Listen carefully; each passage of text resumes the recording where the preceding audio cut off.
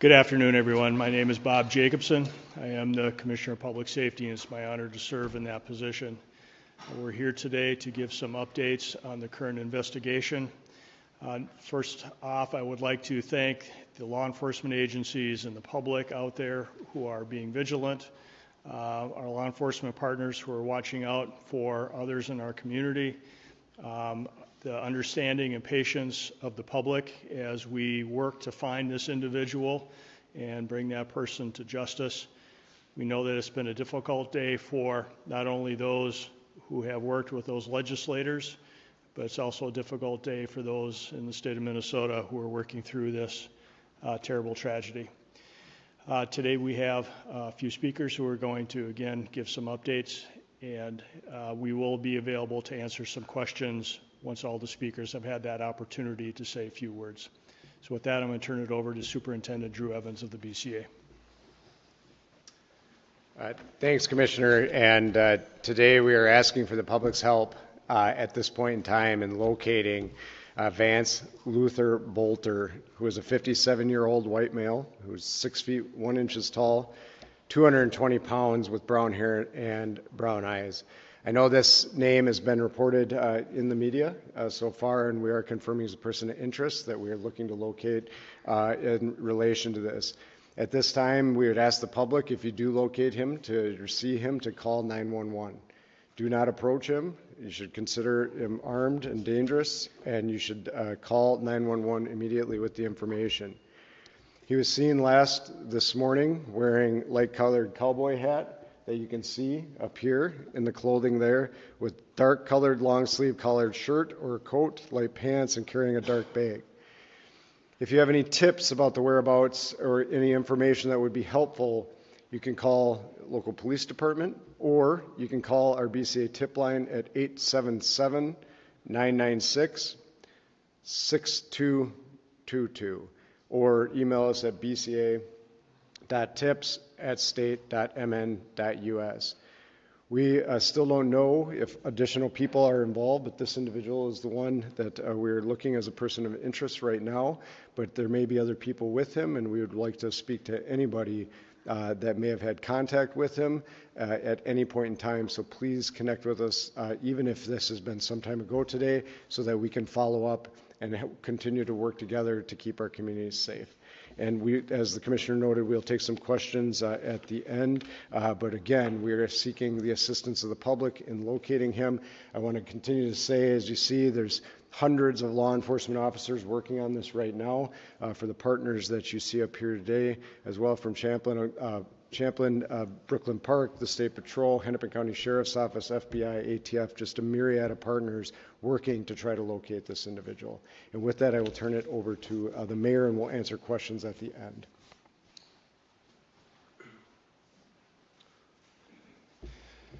So hi, my name is Hollis Winston, Mayor of the City of Brooklyn Park. First, I want to extend my prayers to the Hortman family, but also to the Hortman family as well. You know, there will come a time down the road for healing within us as a community, but right now I think what's required is a calming words and rhetoric. I want folks to make sure they listen to the facts from credible sources like law enforcement, but also to resist spreading misinformation. And then again, asking folks to listen to law enforcement in general when law enforcement has those specific asks. In Brooklyn Park and Champlin and our surrounding communities, in fact, the state, we're very much family. The Hoffman and Hortman families are very much our family. And so our prayers continuously go out to them. And it's very much a time for us to come together as a community and as a family. And I think people need to see it that way. I want to thank law enforcement, Governor Walz, Commissioner Jacobson, Sheriff Witt, FBI, various counties, local law enforcement. Even with our city of Brooklyn Park, we're seeing a ton of local law enforcement and county law enforcement just supporting our city overall. And we want to thank them for doing that. They're dedicated to keeping us safe and to securing justice. I would say to support them again, if you have information, there'll be information behind me. Please share that information. And again, please look and listen for valid information and share that There will be a time to come together, and I think specifically for the city of Brooklyn Park and within our area, there'll be a time where we come together and we work through what we're going through now as a community. But I want to say this.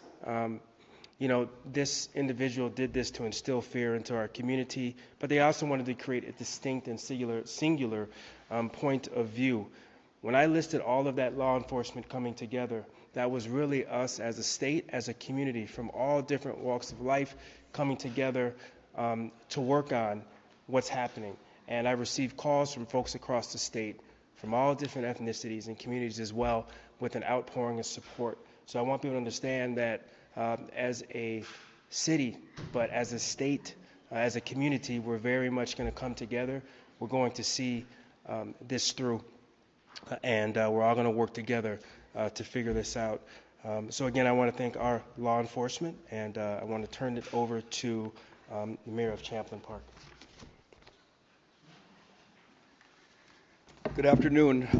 My name is Ryan Sabis, Mayor of Champlin, and on behalf of the City of Champlin, our Police Department, and our City Council, I want to extend a heartfelt thoughts and prayers to Senator John Hortman and Representative Melissa Hortman and their families. We are deeply saddened by the senseless act of violence, and our hearts are with all those that have been affected. Our police department is working close partnership with state, local, and federal agencies to pursue this active investigation. We are incredibly grateful for their swift and responsible professional response and for the collaboration of commitment of every officer involved. We ask everyone to stay attentive, report anything that feels concerning, and most of all, continue to show kindness, respect, and care for one another. This is how we move forward together.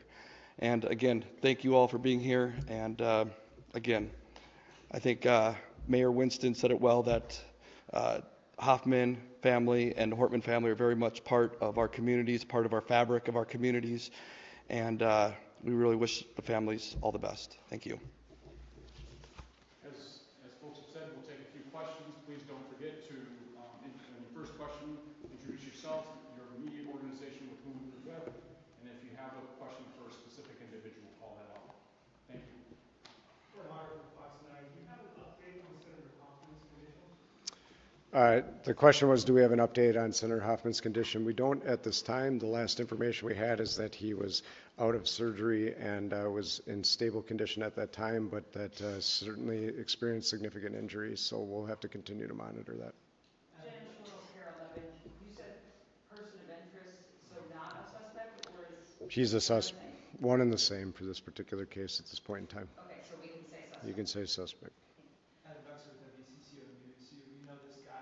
It was at least affiliated with some sort of security company, according to his own website, that has highly trained security individuals. Can you speak to the level of knowledge this person might have about, using a gun or, different security tactics that might separate him from a typical person walking down the street? Yes, so the question was regarding the sophistication of the individual based on reports that he owned a security company. I certainly can't get into the details of the investigation. That'll all be part of that, and we'll explore all of that.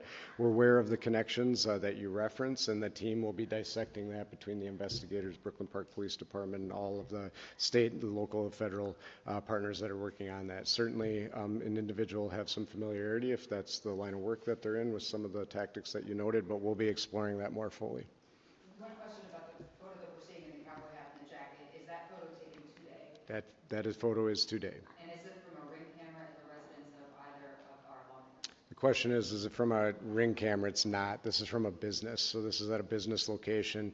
And there, we believe, as noted, that we believe he's was still in at this time. He was in the Twin Cities area, and that we are continuing to work and follow up on that. We believe he's working to potentially flee the area, and so that's why we're sharing that with that information now so that we can safely apprehend him. Is there a way that you're in touch with the TSA? I know Governor Walz has been in contact with federal agents, as you have mentioned with the FBI. Yep. Are airlines, seeing his picture so he doesn't board a plane? So the question is, are we in contact with TSA? We've been in contact with all of the federal authorities that are relevant to this investigation. We will continue to be.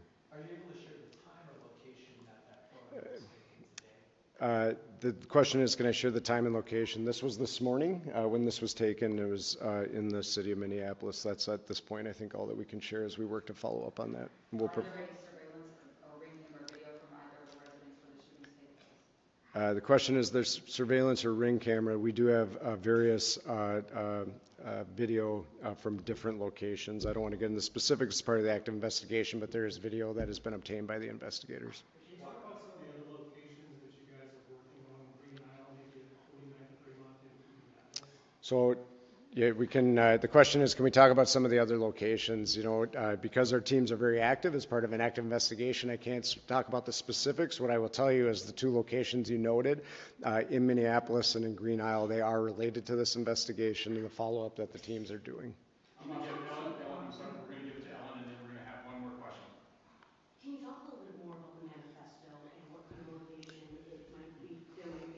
We're told that there might be some pro-choice lawmakers on this manifesto, and if that has anything to do with the motivations here? At this point in time, it would be premature. The question was, is the manifesto and the information that we have received as their motivations? We are working diligently on that. There's certainly some indications within that, but there's not specifics enough. We have been, this is a very active and fluid investigation. Throughout the day, as you've been waiting, and these teams have been out working out in the field, and they have been gathering more documents and information, so it would be premature for me at this point to really say exactly what the motivation might be from these writings, but we will be continuing to work on that and provide that information when we're able. Mr. Walker, Senior from the search team. Do you have a sense, did they know each other? Like, did this man know either Representative Hortman or Senator Hoffman in any capacity? The question is, did they know each other in any capacity? We are still exploring that. There's certainly some overlap with some, public meetings, I will say, with Senator Hoffman and the individual, but we don't know the nature of the relationship or if they actually knew each other. Right, thank you. Thanks, everybody.